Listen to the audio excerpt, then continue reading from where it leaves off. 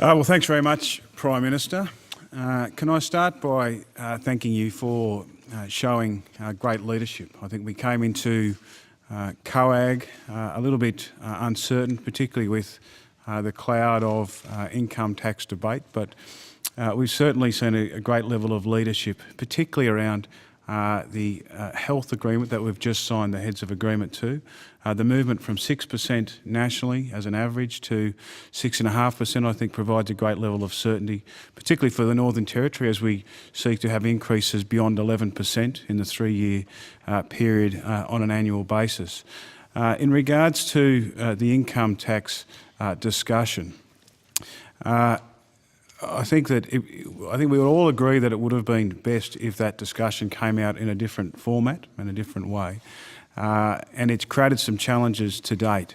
But the underlying principles of that income tax discussion and the reform of the Federation, as the Prime Minister just put it, is about giving states and territories more autonomy in freeing up bureaucracy and red tape. And from the Territory's point of view, that's a welcome opportunity.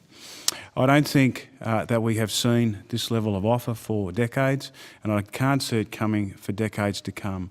The abilities for the Northern Territory in particular to be able to have that freedom to be able to make decisions with lower levels of accountability to Canberra, but higher levels of accountability to constituents in the Northern Territory. And I think that's something that's refreshing.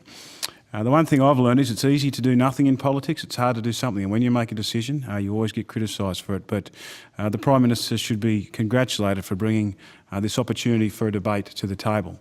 We've had a lot of stop-start approaches with taxation, whether that's GST or whatever it may be. We've now got this discussion on the table, and I think it's a welcome opportunity for us to take that forward for the next 2 to 3 years.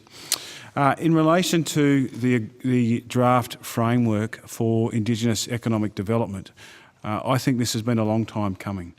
In Indigenous affairs, we've spoken about social and justice rights for a long period of time, and I've been a extreme pursuer of economic approaches in Indigenous affairs.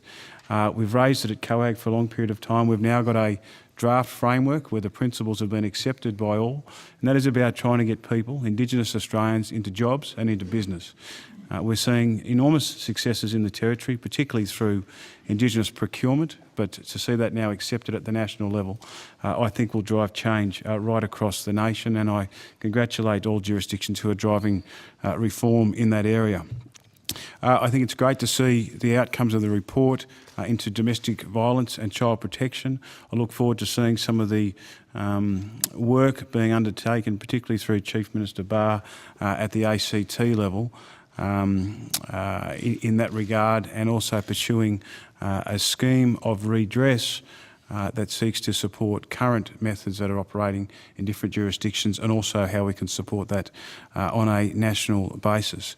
The Northern Territory will be following New South Wales' lead with its pre-detention legislation for acts of terror, and we look forward to seeing that pursued through the New South Wales Parliament. And just on a final note, the issue around the backpacker tax.